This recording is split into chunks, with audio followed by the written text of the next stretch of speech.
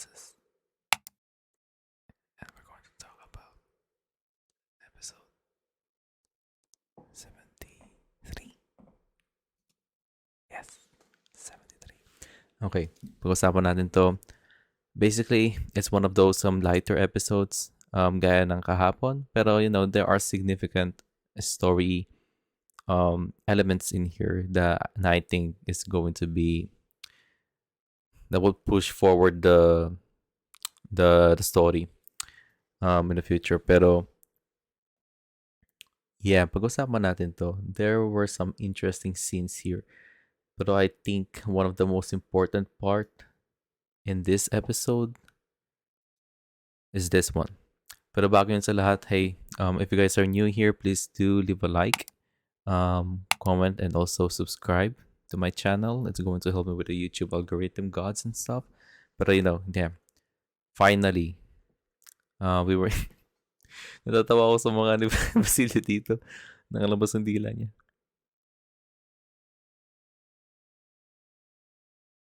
Anyways, so what I love about this specific scene right here, yung first act ng episode na to, is basically we got a sense kung ano yung chemistry and relationship status ng mga tatlong characters dito.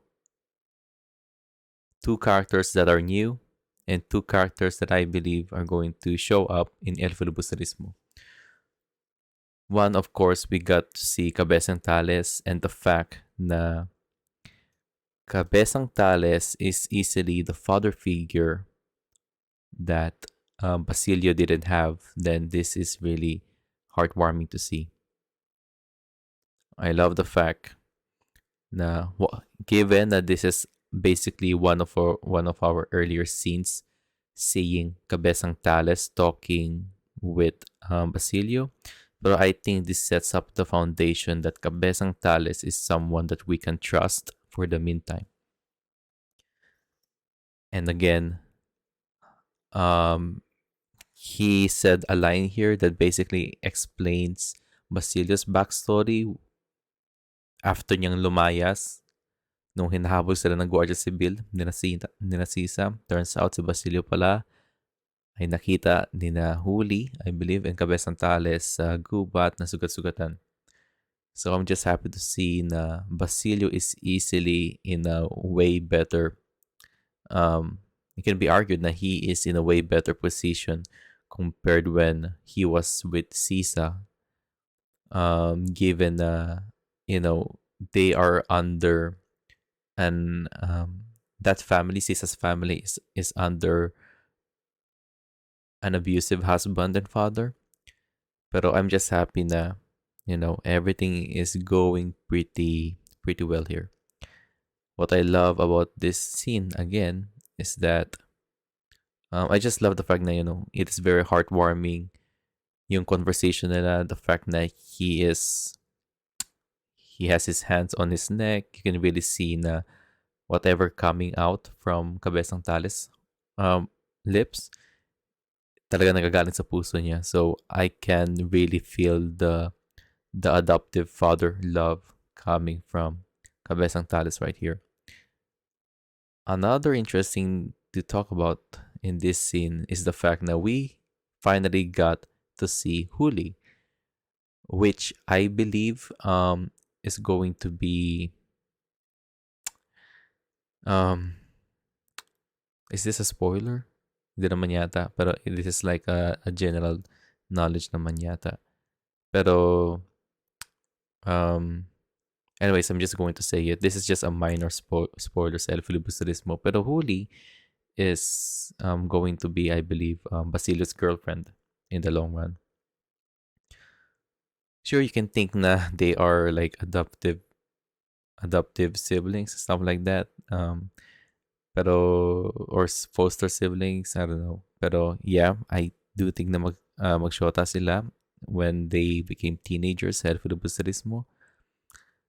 And it's just fun to see na Basilio just being a kid again, which is something that we saw in the previous episodes when he was with Crispin, diba? When they were playing with the water and stuff like that. But again, basically, this is easily one of the more lighter scenes in this episode, and this is a welcoming scene, a good start for this episode. So I simply love that. Um, Now moving on with this one, um, I'm not 100% sure na Katoliko. Well, Katoliko nga si Kapitan Tiago, Katoliko siya, pero I'm not 100% sure kung talagang fully fledged na Katoliko siya. Parang nabasa ko yata sa libro na while Katoliko siya, he's someone um, who is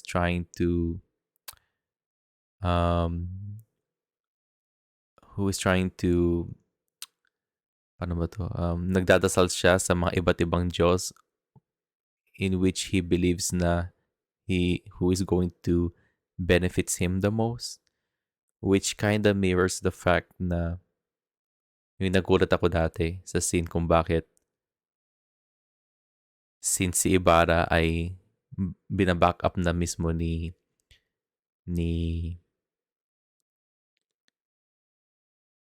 si Ibarra dati yung binack up na mismo ng Archbishop pati ni Kapitan General, and then suddenly nawala yung loyalty ni Kapitan Tiago kay Padre Damaso, napunta na rin kay Ibarra kasi nga Ibarra is now being backed up by higher level people. I think that was like the best presentation that I can give you guys when it comes to his religion. Back then, I was like really, it was mind-boggling to me kung bakit ayaw niyang sundan si Padre Damaso. Pero as it turns out, hindi pala talaga siya actually ganun katakot kay Padre Damaso. Pero unless he is actually takot to any other higher level human being. So since si Ibarra was now being backed up by Capitan General and the Archbishop a few episodes ago, then he feels comfortable siding with Ibarra during that time, diba? And now it's the same thing that is happening here. We did able to hear his prayers. Sinabi niya na tataasan niya yata yung donation niya sa simbahan as long as lalo lang gagaan yung sitwasyon ni Kapitan Tiago at yung kanyang pamilya. That's that is the very essence of his character, diba?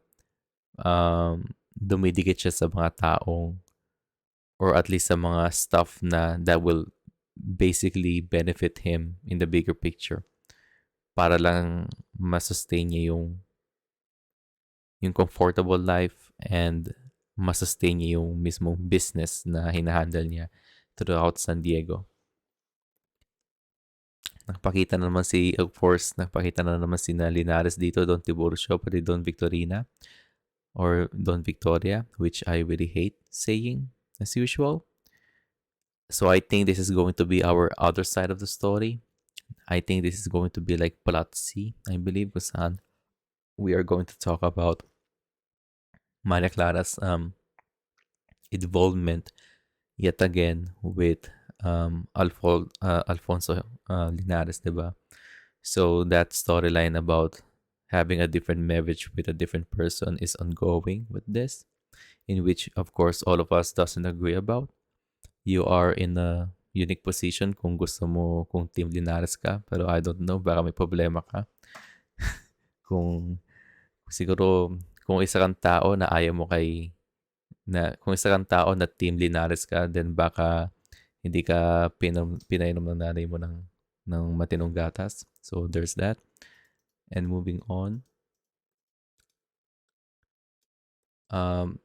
What I simply love about this scene right here is basically, other than we get to see more of the chemistry that Lucia and Clay has with each other, you can see the respect that they have within each other.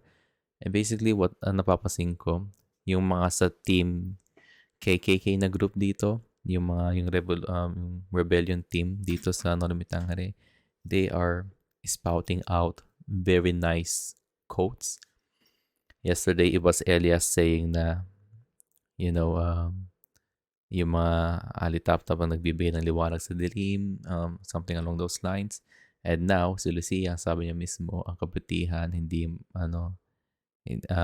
man lang dapat, tawag ano? Hindi man lang dapat sinusuklian, pero dapat pinapakalat din ng kabutihan. So, amazing words from Lucia right there. Of course, nakikita natin yung clearly sa mga actions ni Clay. So, there's that. And again, what Clay has been doing is very influential since on the very beginning of the first 5 episodes, niligtas niya mismo si Lucia. And now Lucia is basically the alias for Clay's character. Basically, gusto niyang suklian yung mga kabutihan ni Clay sa kanya.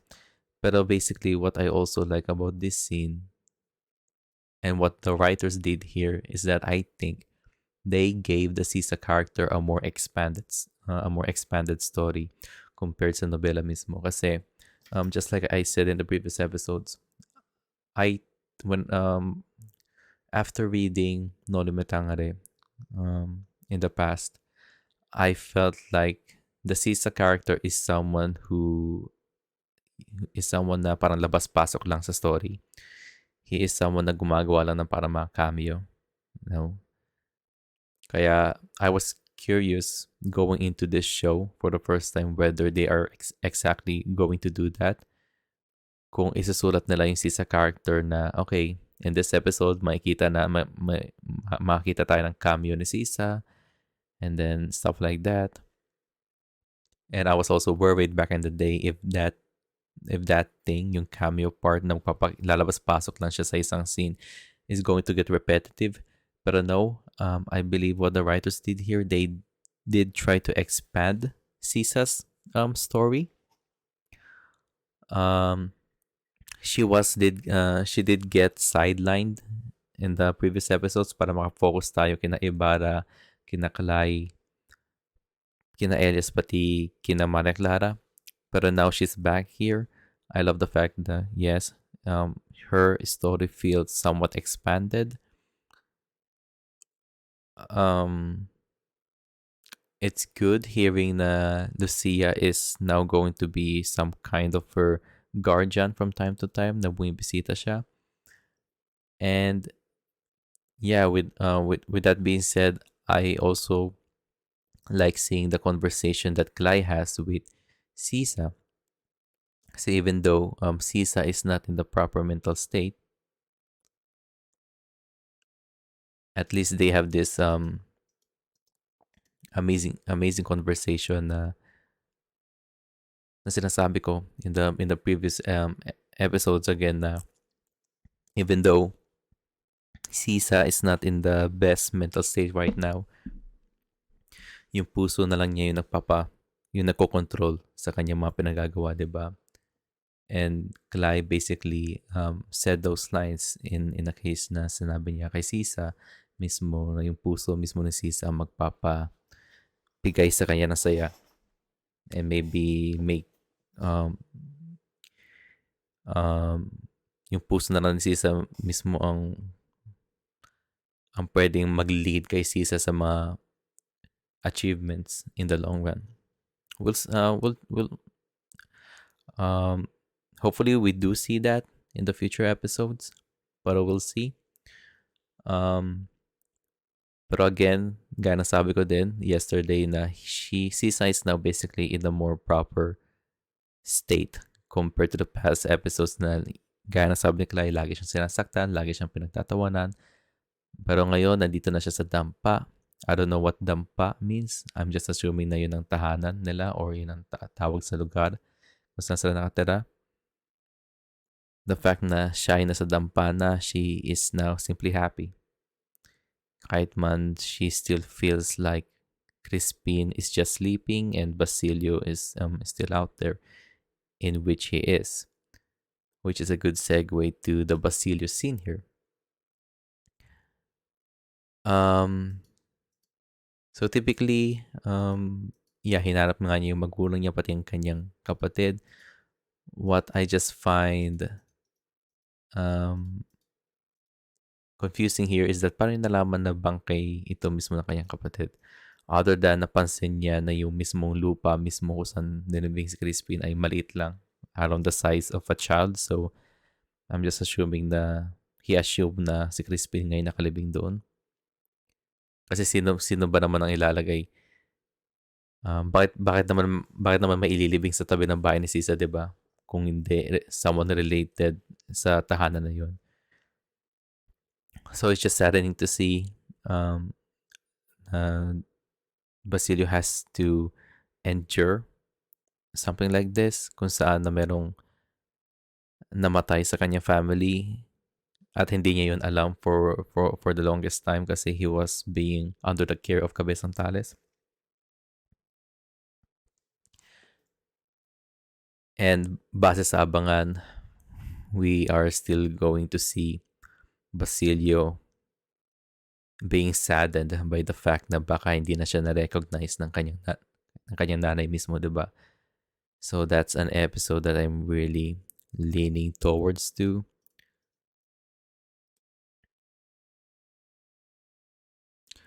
Again, we get to see here Clay trying to help, Elias approving of Clay's um, Clay's gesture of trying to help and stuff like that.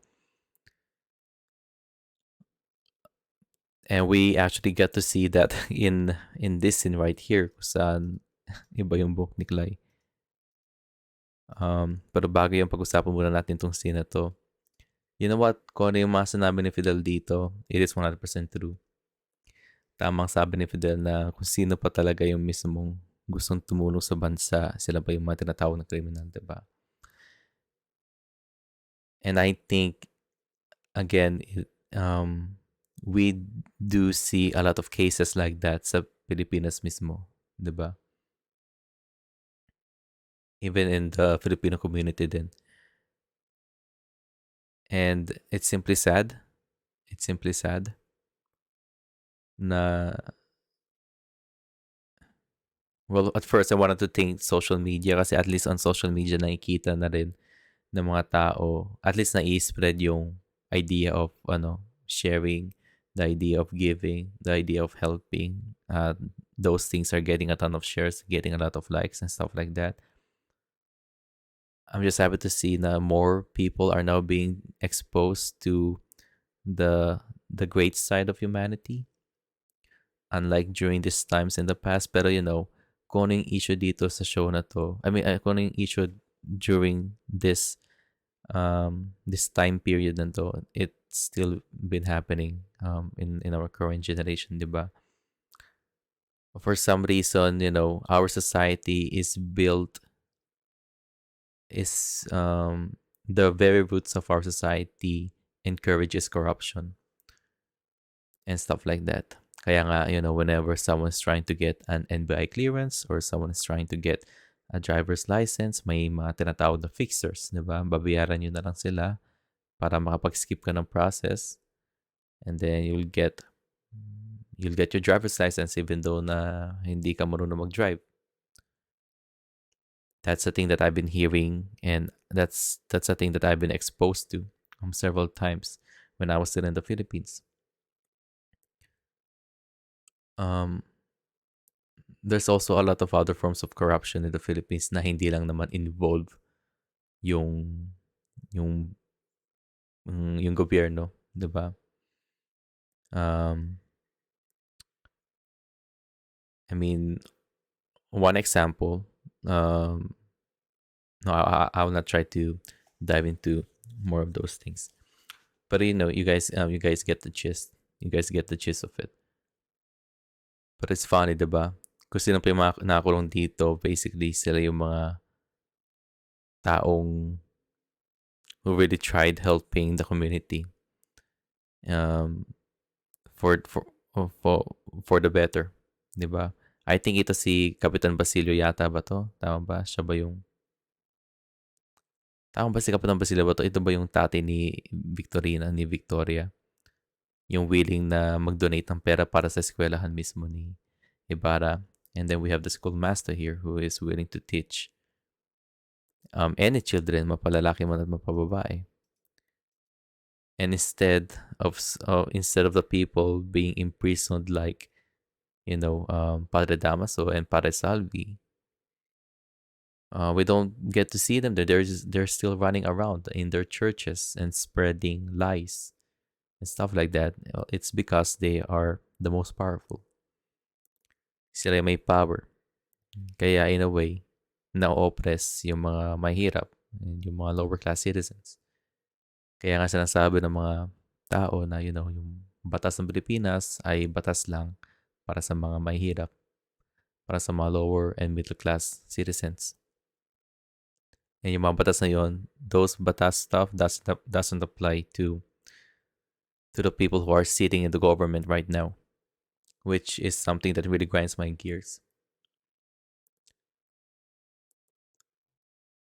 I mean, one thing that I just really can't comprehend is that why is it even possible to let someone sit, to let someone in a in the government seat kung meron na silang historical records na nakulong na sila, di ba? One example is probably like, Jingo Estrada. We have si Cap. Si Cap, sino ba yung Cap na yun? Si Cap Amazing Stories. Ano nun? Yung dating Captain Barbell. Si Bong Revilla, di ba? Hindi ba pala nakulong na rin yung dati? Tapos, naka, di ba senador ba ulit siya ngayon? We have, sino ba yung mga, ako di ko alam yung mga issues with Gloria Macapagal-Arroyo and Joseph Estrada, pero we do have people who are sitting in the governmental seats na talagang nakulong na dati tapos sila pa rin yung, I don't know. It's just, I don't want to open a can of worms, pero it is what it is, diba? It is something that we still see. Malaki sweldo nila kapag nakakaupo sila mga mga politika and stuff, and yet I just don't know. I think what we do need is, we need to educate more people when it comes to voting and stuff like that. Kaya nga sabi ni Schoolmaster mismo, ang kabataan ay yung pag-asa ng bayan, which is something that Jose Rizal said. I don't know in what form, pero sinabi daw yun ni Jose Rizal. And it's true kasi yung kabataan mismo sila yung palette cleanser ng society, 'di ba? Whenever you have a brush, kung painter ka, you have a brush and you have the color, let's say red in there. You have the color red in there. And let's say you have the color red in your brush. Let's say you wanted to paint the sky. So you need the color blue. Hindi mo lang pwedeng yung maduming brush mo ay isasawsaw mo sa blue na paint as ipipaint mo sa sky, edi hindi na kulay blue yun. Kailangan mo muna siya ilubog sa tubig na malinis, which is the palette cleanser, yung kabataan, and then and then put it on the blue coloring, and then you can paint the sky with blue. The same thing with this thing, palette cleanser yung kabataan. And basically that's the best way to at least show a generation on how to see the world, the society, and politics differently in a way na mas nakabuti mismo para sa bansa. So there's that. So again, Clara is on a mission right here. Nagulat si Ibarra. I like Ibarra's reaction right here. Now I wonder what's going to happen next, diba? I wonder what's going to happen next. So that's my analysis on this episode. What do you guys think? Did you guys like this episode? And if you guys are still here, subscribe to the channel, leave a like, comment, and again, thank you guys for watching. You guys take care. Goodbye.